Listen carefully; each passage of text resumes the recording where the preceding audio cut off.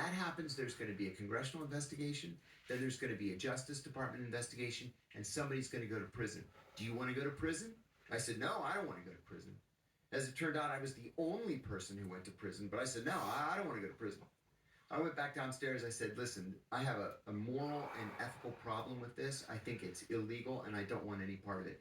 The funny thing is, I had just captured Abu Zubaydah, who we believed was the number 3 in Al-Qaeda. And I got passed over for promotion. And the reason I got passed over, they said, was because I turned down the training.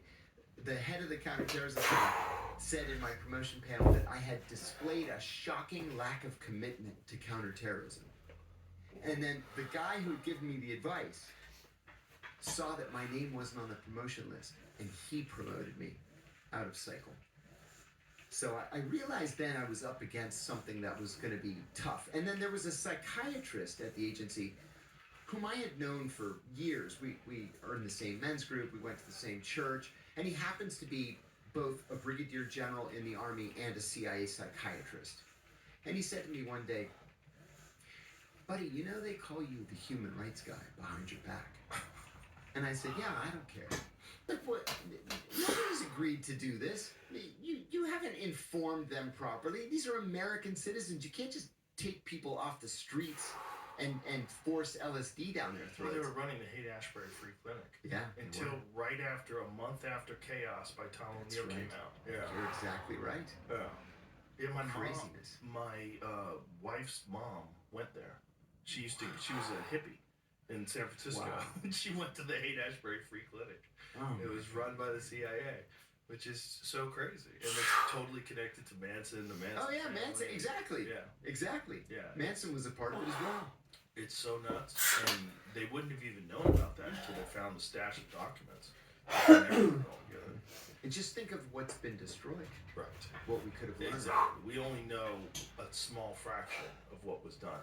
So is it a case of just they're not elected, they're put into power, presidents come and go, and over the course of their career, 20 years plus, they just have so much power and so much ability to get things done that they just bypass the law? I think that's the whole story right there in a nutshell. When I was there, I remember being shocked by some of the old timers who had been there for as long as 40 or 42 years. There was one in particular, he was the bird up and then bring the next guy in. No report, no nothing. Nothing. There was one guy they reported on, and headquarters wrote back and said, just put him on ice until we can figure out what to do. And they literally just put him in a bathtub and filled it with ice. And then just decided a couple days later he started to turn, we should probably bury this guy. Yeah, it was ugly. And the Justice Department never said anything about that. They're like, oh, listen, you can do these techniques, and if you kill him, just bury him out back. Nah, that wasn't the approved operation. Was any of it effective? Like, was there any actionable information? That's the worst part of this. No, none of it was effective. You know, I say this all the time, Joe. It's like a kick in my gut to have to compliment the FBI.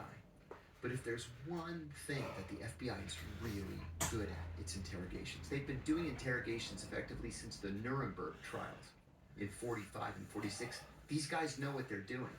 And so with Abu Zubaydah as an example, we captured Abu Zubaydah, and normally overseas, the CIA has primacy.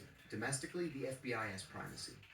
But 9/11 was still an open criminal investigation, and so we sent Abu Zubaydah out to the secret site, and the FBI took over. The CIA was furious about this, but there was an FBI agent by the name of Ali Soufan, because we hadn't done our jobs. So that was one thing. The other thing is, the CIA had entered into an agreement with these two contract psychologists, James Mitchell and Bruce Jessen, in October of 2001. And they said, hey, we've reverse engineered the military's SEER program, and we think this would be an effective but harsh interrogation technique. And so we were chomping at the bit at the agency to try this thing out without using the word torture. We paid those guys $108 million to say, oh, we think you should torture people. Here are the torture techniques. Just let us know who wants to start. $108 million for that.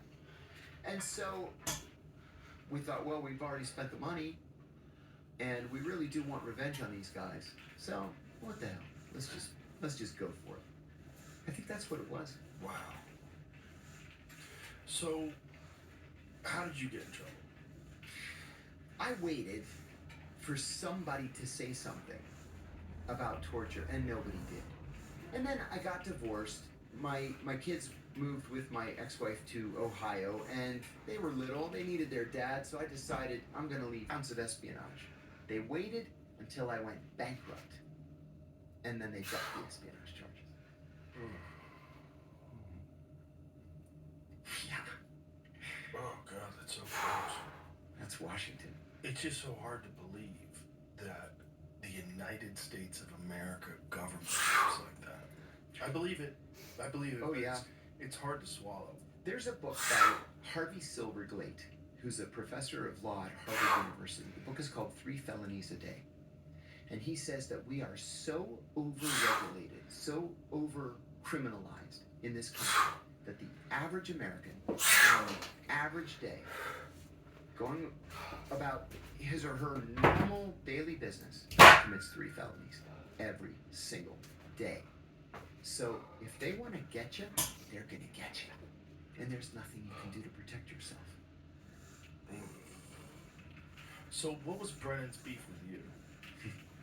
Was it just because of the fact that you did that interview, or was there underlying tension? We were never pals. I've known John Brennan for 35 years. We never really cared for each other. To tell you the truth, I thought the guy was in over his head intellectually.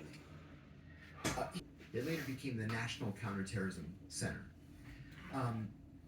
And they sort of shunted him off there. And it was a nothing analytic organization, not even in the headquarters building. It was out one of the outlying buildings.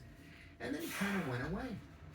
But where he really did right for himself is in 2007, there was this wave of retirements, right? We're enough now beyond 9/11 that people can begin to retire. So this huge wave of senior level retirements in 07.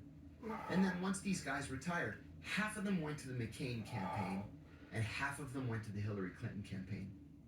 And John Brennan was literally the only one who went to the Obama campaign. And he saved himself. Wow.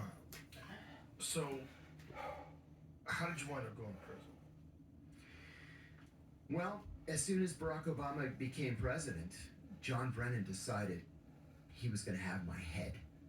And so he asked Holder to have the FBI grab me. And I tell you what, they knew they didn't have a case.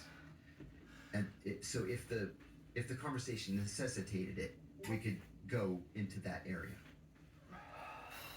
So they said, well, before we start, just wanted to ask you, just read your book. It was great. I loved it. Hey, what about this that you said in your book? And I was like, yeah, okay. Yeah, it was a cool story. What about this other thing? Yeah, I had fun. I said, it was kind of hard. It took me 9 months to write the book, 22 months to get it cleared. Oh, yeah, you got it cleared. Yeah, of course I got it cleared. 22 months it took me to get it cleared. That was an odd question. Then they start asking me about something called the Sam Adams Project. And I said, I'm sorry, I don't know what that means. And then the bad cop of the two says, we know you've been giving information to the Guantanamo defense attorneys. I said, what are you talking about? And then I said, wait a minute. Are you investigating me? And they said, yeah, and we're raiding your house right now as we speak. And I said, thank God. I said, I'm going to speak to my attorney right now. That was the only reason that they didn't arrest me. And one of the things that I learned, and the Justice Department called and said, the White House said Kiriaku's attorneys have enough security clearances. And I said, who at the White House said we have enough security clearances? Well, they had to tell us that it was John Brennan. No more attorneys for Kiriaku. Fisher cut bait. We're like, it's not up to John Brennan to decide if I have enough attorneys. Yeah, they have an unlimited number of attorneys, an unlimited budget. As it turned out, They spent $6 million to put me in prison. Was society really better off spending $6 million to put me in a low security prison for 23 months? So, in the end, they said, best and final offer, 30 months, you do 23. Well, I was only the second American who had ever been charged with this crime of violating the Intelligence Identities Protection Act of 1982. The only other person that was charged with it was a woman named Sharon Scranage. She was a CIA secretary in Ghana in the 80s. And she was having an affair with a member of Ghana's intelligence service. And in the course of pillow talk, she revealed the names of all of the CIA officers in the station and the names of the sources they were running. And so the Ghanaians, the objection from the Justice Department, they said no objection. She goes, okay, minimum security work camp. No bars on the windows, no locks on the doors. You're free to come and go as you please. You're just on your honor not to abscond. And most of the guys work, there's a little college in town, you go sweep the floors or whatever. So I got to the prison 3 months later, and it's weird, the system that we have, Joe. You walk up and you knock on the door and you say, hi, I'm John Kiriakou, I'm here to turn myself in. That's all you do. And your friends and family just drive away. And so they said, yeah, you got to go across the street to the actual prison. They'll process you, and then they just bring you back over here. And I said, okay. So I go across the street.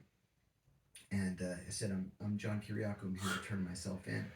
And the guy takes me by the arm. We go outside, and we start walking around to the back of the prison. And I said, no. I'm supposed to be at the minimum security camp across the street.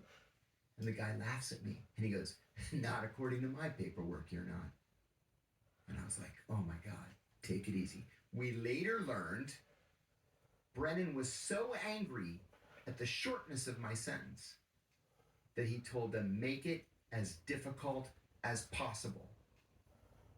So I told myself, so he came up with this idea. It was a great idea to write an amendment. My attorney wrote this amendment to the National Defense Authorization Act of 2016.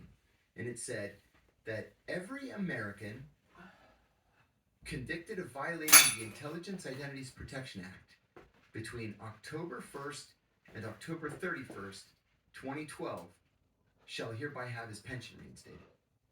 So, of course, I'm the only person in the world that refers to. So he said, nobody reads these 1,500 page bills. We're going to slip it in there. He said, I'm going to be on the conference committee. We'll get it taken care of. And then he got sick. He got a brain tumor. And he wasn't named to the conference committee. And so they pulled it back out again. And then he died. And so here I am, 10 years later. The only way that this can be made right is with a presidential pardon. And that's what I've been working on for years now. So what did you do for money? I was offered a job at a small think tank in Washington called the Institute for Policy Studies. And they said, we'll give you an office, but you're going to have to raise your own salary. And so it was just like constant GoFundMe.